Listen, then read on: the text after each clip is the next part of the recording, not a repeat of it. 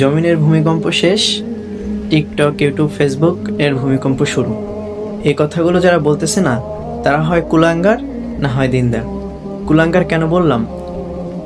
TikTok, YouTube এবং ফেসবুকে অনেক জ্ঞানী মানুষ এবং অসংখ্য আলেম যারা এ বিষয় নিয়ে মুখ খুলেছেন, তারা যদি তাদেরকে কটূক্তি করার জন্য বা তাদেরকে হেয় করার জন্য এই কথাগুলো বলে থাকে, তাহলে ঠিকই তারা কুলাঙ্গার।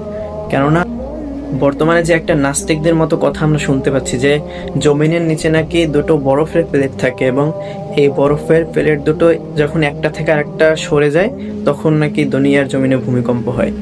আসলে রাসূল সাল্লাল্লাহু আলাইহি সাল্লাম আমাদেরকে যে হাদিস দিয়েছেন এবং হাদিস বলে গিয়েছেন, তার বাণী তো কখনো মিথ্যা না, তিনি তো সত্য কথাই বলেছেন।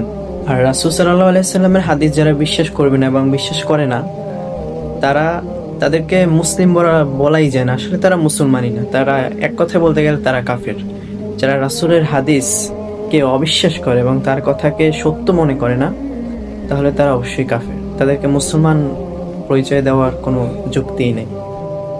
রাসূল সাল্লাল্লাহু আলাইহি সাল্লাম বলে গিয়েছেন, যখন একটা শহরে বা যখন একটা দেশে জেনার গুনাহ, গান বাজনা এবং মদ্যপান এবং নারীদের নিয়ে বেহায়াপনা এইসব যখন একটা শহরে বেড়ে যায়, তখন তিনি সতর্ক করার জন্য এই ভূমিকম্প দেন আল্লাহ তাআলা, যেন আমরা সতর্ক হয়ে তার পথে ফিরে আসি।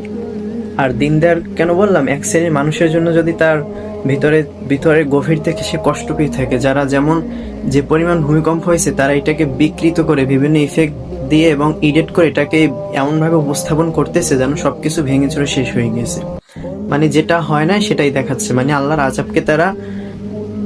আযাবকে নিয়ে তারা বিকৃত করতেছে এবং এটা নিয়ে মজা করতেছে। এই শ্রেণীর লোকদের জন্য যারা ভিতরে গভীর থেকে কষ্ট পেয়ে এই কথা বলতেছে, সে অবশ্য দিনদার, সে দিনের ভালোবাসার জন্য এগুলো বলেছে।